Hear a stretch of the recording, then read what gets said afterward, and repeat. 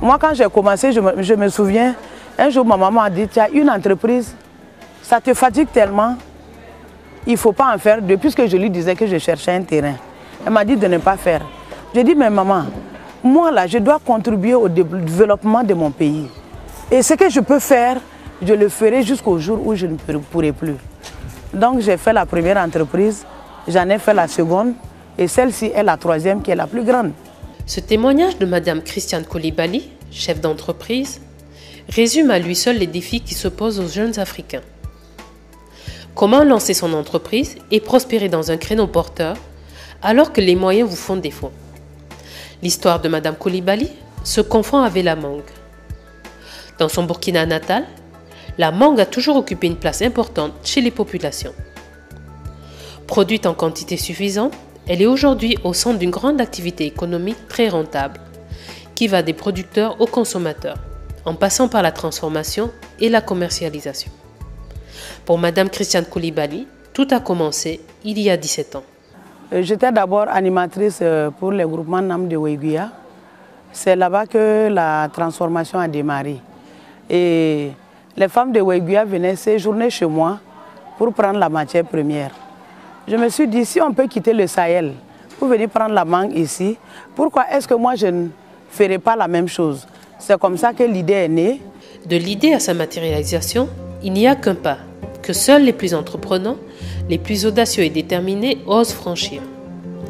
Après avoir porté sur les fonds baptismaux son entreprise, elle se lança dans la transformation de la mangue, une activité qui était à ses débuts au Burkina Faso et qui, des années plus tard, est loin d'être saturée à cause de l'importante production de mangue du pays.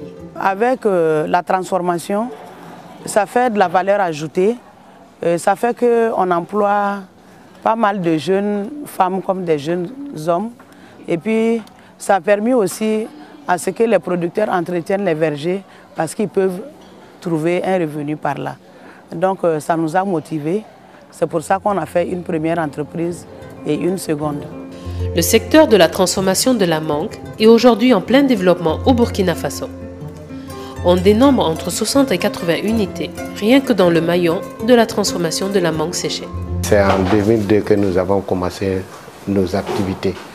On avait très peu de séchoirs, 4 séchoirs au départ. Et notre maison, notre unité ne correspondait pas tellement aux normes. Avec l'appui du PAFASP, nous avons pu mettre l'unité dans les normes pour la transformation de la mangue. De nos jours, nous avons une dizaine de séchoirs. Et nous travaillons avec environ 50 personnes, dont la plupart sont des femmes. Les différentes unités de transformation de la mangue séchée du Burkina Faso se ravitaillent en matières premières dans le pays. Les mangues arrivent toujours des zones productrices, telles que les régions des hauts bassins et des cascades.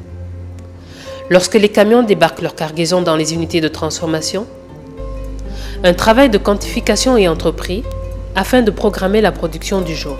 Ensuite, les employés procèdent au tri. Toutes les mangues mûres sont lavées, épluchées, découpées et introduites dans le tunnel afin d'y être séchées. L'introduction dans le tunnel se fait avec des chariots. Une fois que cette étape est faite, la température du tunnel est relevée à la hausse. En dehors du tunnel, la mangue peut être aussi séchée avec la testa. Contrairement au tunnel, l'utilisation de la testa oblige la présence d'un permutateur qui tourne les clés toutes les 2 heures. Ce travail a pour objectif d'obtenir un séchage homogène. Au bout de 18 heures ou bien de 24 heures, il y a une cellule de conditionnement qui fait le tri de la mangue séchée, qui la met en sachet selon le goût du client. Ça peut être des sachets de 100 grammes, d'1 kg ou de 2,5 kg. Et une fois que c'est fait, on les met dans des cartons de 10 kg. Les cartons que nous avons ici, c'est juste des cartons pour le transport. Et maintenant, au niveau de Bobo, où c'est mis en chambre froide, ils font un dernier contrôle. Ils mettent ça en carton, ils font les palettes et puis ils font l'expédition. La technologie de la mangue séchée comporte de nombreux avantages. Simple et accessible à tous, elle ne demande pas une grande expertise et est surtout très rentable au plan économique. Le kilogramme de mangue séché est vendu à 3500 francs CFA. Le séchage, c'est une technologie qui est simple. Elle est peu coûteuse, elle est accessible, elle est abordable et c'est une activité génératrice de revenus. C'est une filière porteuse. C'est une filière destinée principalement au marché d'exportation pour ce qui concerne certaines variétés dont nous en disposons de façon de quantité suffisante. C'est une filière également au niveau de la production, même s'il y a des contraintes, des vergers qui sont vieillissants et autres.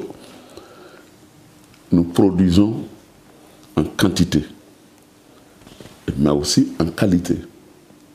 Donc c'est la maîtrise de la technologie de séchage, de stabilisation par le séchage, la maîtrise de la qualité, la connaissance des règles et exigences de l'Union européenne, des pays développés.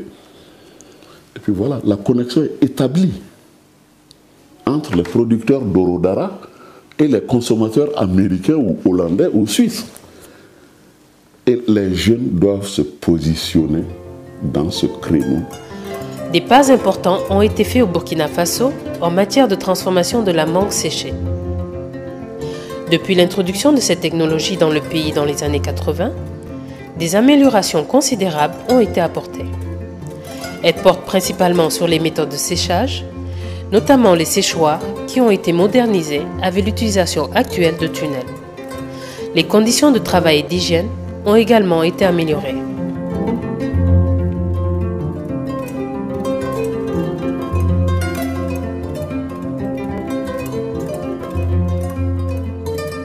La mangue séchée, comme vous le savez, est un produit qui est très périssable du fait qu'il contient beaucoup d'eau. Alors, le fait qu'il contient beaucoup d'eau, il est difficile de le conserver. Et alors, c'est pour ça qu'il y a beaucoup de technologies qui sont aujourd'hui développées en matière de transformation pour améliorer sa conservation, dont le séchage. C'est une technologie qui permet donc de conserver en réduisant la teneur en eau donc, du produit. Une fois que la mangue est séchée, c'est-à-dire qu'en ce moment, on réduit son volume en éliminant donc l'eau et la mangue devient plus riche en glucides, notamment en saccharose, fructose et glucose. Alors, il contient également en ce moment plus de fibres alimentaires et donc vous savez qu'il joue donc un rôle au niveau donc du transit donc digestif. La contrainte principale qui existe aujourd'hui en matière de transformation de la mangue séchée concerne les attaques de la mouche des fruits. Cet insecte ravageur est à l'origine des pertes post-récolte qui vont de 40% en début de campagne à 90% en fin de campagne. Dans un pays qui produit chaque année environ 160 000 tonnes de mangue, cette situation constitue un obstacle majeur pour les producteurs, mais aussi pour les unités de transformation. Le plus souvent, elles sont obligées d'arrêter leurs activités à la mi-août de chaque année. Mais grâce à la recherche, des moyens de lutte mis au point contre la mouche des fruits commencent à donner des résultats probants. Nous avons constaté qu'au Burkina Faso, ici, nous avons fait un gain de près de 45 jours de commercialisation supplémentaire. Dans les années 2000, il y a 3-4 ans, il n'était pas possible d'exporter les mangues à partir de la fin mai. Ce n'était pas possible. Les gens se précipitaient pour faire le séchage de mangues qui ne sont pas mûres physiologiquement. La conséquence, c'était une mauvaise qualité du produit parce qu'une mangue séchée à partir d'un produit qui n'a pas atteint sa maturité physiologique est amère. Et souvent, c'est aigre plutôt. Elle est aigre, donc les gens rejettent ça. Alors, nous avons réussi à faire en sorte que le taux d'infestation des mouches des fruits soit suffisamment bas pour les permettre de continuer à travailler jusqu'à la fin juillet. Si vous allez, nous sommes en juillet, si vous allez dans les centres de transformation, vous allez toujours voir des gens en train de travailler sur les mangues. C'est parce qu'ils ont l'assurance qu'en achetant leur camion, après maturation, ils ne vont pas jeter tout le camion. Ils vont trouver une bonne proportion de mangues qui sont encore bonnes. Ça, c'est notre résultat. Les opportunités en termes de création d'emplois et de richesses sont nombreuses avec la filière mangue. L'amélioration de la technologie de transformation, combinée à l'existence en quantité suffisante de matières premières, fait que le secteur peut générer de milliers d'emplois dans le domaine de la production, de la transformation ou de la commercialisation. Que ce soit au Burkina ou bien dans les autres pays de l'Afrique de l'Ouest, le chômage, là, c'est devenu vraiment un problème crucial. C'est dire qu'à travers le séchage de la mangue, cette technologie-là, des jeunes pourront s'auto-employer. Puisque la technologie existe, les séchoirs sont là, existent, la matière première est disponible. Et il y a des formations professionnalisantes qui sont faites. Il y en a même qui font des formations à la carte. Même nous-mêmes au niveau du département, on forme des gens sur la technologie. Donc des jeunes qui sont formés et qui sont au chômage, moi je pense que le séchage de la mangue est une opportunité pour eux de s'auto-employer, de s'investir eux-mêmes et puis de devenir leur propre employeur, de créer de l'emploi et pourquoi pas même employer d'autres personnes. S'il y a un domaine qui crée beaucoup plus des emplois, plus que le coton dans ce pays, c'est bien la mangue. Et vous n'ignorez pas qu'il y a 15 000 producteurs,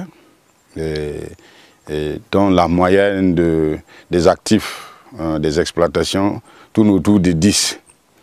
Alors, on n'oublie pas également qu'il y a plus de 60 unités de transformation qui fonctionnent et dans chaque unité, il y a au moins 20 personnes.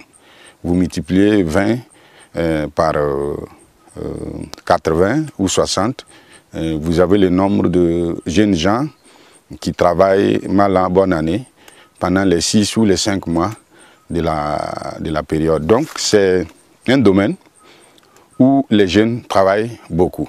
Vous vous intéressez à l'aspect transformation comme emploi, source d'emploi des jeunes, mais j'ai pu vous dire qu'au niveau de la production, on emploie autant. Surtout les jeunes déscolarisés, des jeunes en quête des frais de scolarisation. Et tout ceci est possible avec la production et la transformation de la mangue. Ça fait quand même 17 ans que moi je fais ce boulot-là. Et à partir de ça, les femmes qui travaillent gagnent pour leur compte, les producteurs gagnent leur compte. Moi-même, je nourris ma famille, je paye l'école de mes enfants. Aujourd'hui, je peux montrer ce bâtiment à quelqu'un. Quand je sors, j'ai ma petite voiture que je me déplace avec. J'ai mon camion qui va chercher la mangue fraîche. J'ai un autre camion qui va faire la livraison de la mangue séchée. Donc, je crois que c'est un exemple vraiment qui me donne la fierté. Je suis fière de pouvoir employer tout ce beau monde-là. Afin de promouvoir et de diffuser en masse la technologie de la transformation de la mangue séchée, le PPAO, le Programme de productivité agricole en Afrique de l'Ouest, a été sollicité.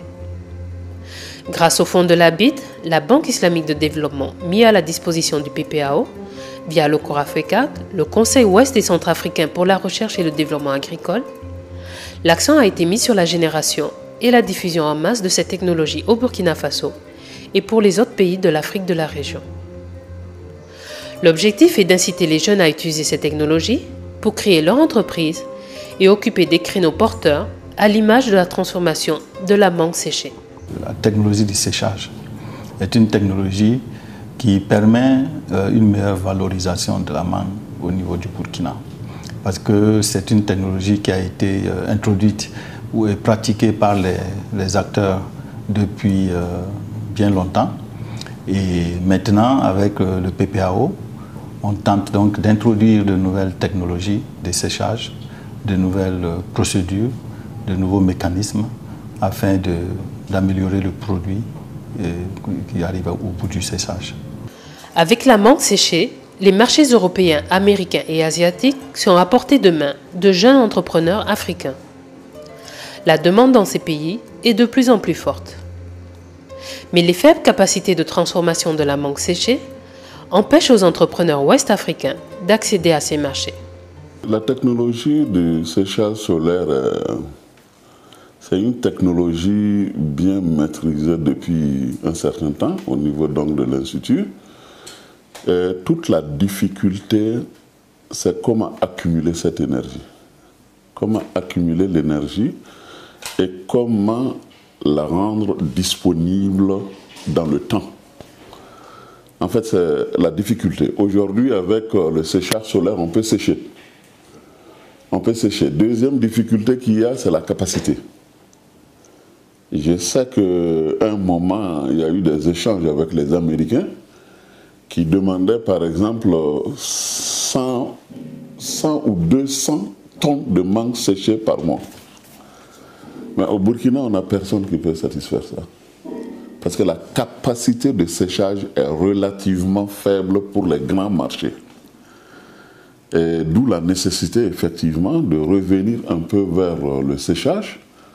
Je crois qu'il y a un programme séchage dans le cadre du programme PAFASPE, le séchoir tunnel qui est en cours d'essai d'Afrique du Sud. Mais le solaire présente des contraintes. Contraintes de capacité et contraintes d'accumulation de l'énergie. Et pour l'instant, ces insuffisances-là ne sont pas tout à fait maîtrisées. Ne sont pas tout à fait maîtrisées. Et troisième contrainte qui est assez déterminante, c'est le coût. L'énergie solaire, c'est très bien, mais quand on veut l'acquérir, ça coûte cher, même si dans le temps, l'énergie, cette forme d'énergie peut être rentable dans le temps. Depuis 2 ans, nos produits séchés de Burkina sont dans les rayons en Allemagne, parce qu'on a commencé à pénétrer ces marchés-là. Bien sûr, on va sur d'autres marchés, mais pour le moment, vraiment, le progrès est en train de se réaliser. La mangue est un produit saisonnier, mais il y a également des emplois permanents qui ont été créés grâce à cette activité de séchage de la mangue. Mais en termes d'emploi des jeunes, comme vous le savez également aussi, pour aller chercher la mangue sur le terrain, dans les vergers, pour les transformer et avant que ça n'arrive sur le marché, c'est vraiment un travail beaucoup plus de la jeunesse. Donc c'est un produit, et vu le nombre d'unités de séchage qui sont en train d'être mises en place au niveau du pays, donc cela ne fait que multiplier le nombre d'emplois à créer au niveau de cette filière. Les carnets de commandes sont loin d'être remplis.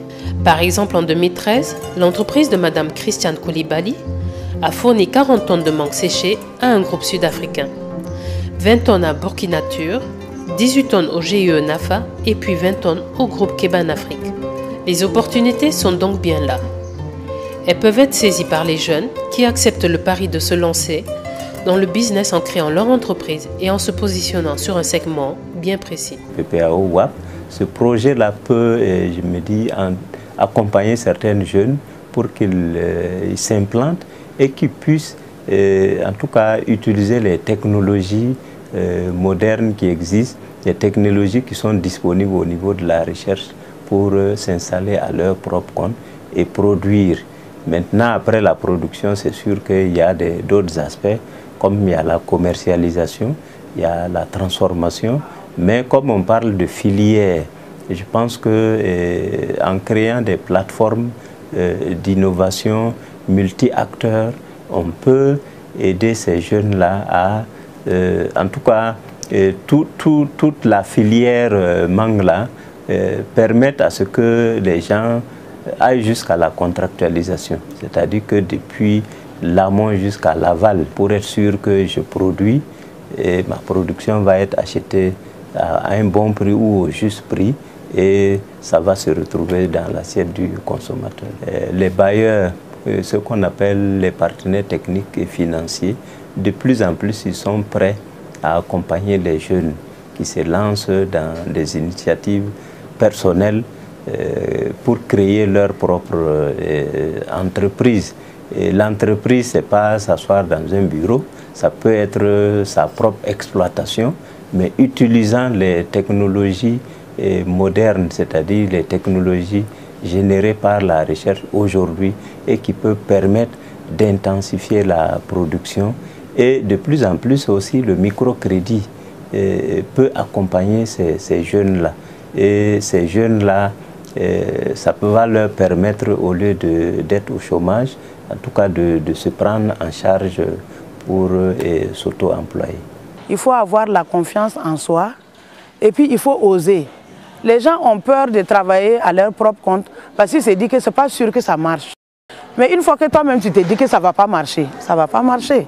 Je suis contente aujourd'hui de m'auto-suffire et de donner du travail à d'autres personnes.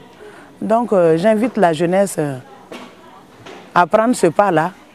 Les débuts sont toujours difficiles, mais on arrive toujours quand on a confiance en soi-même.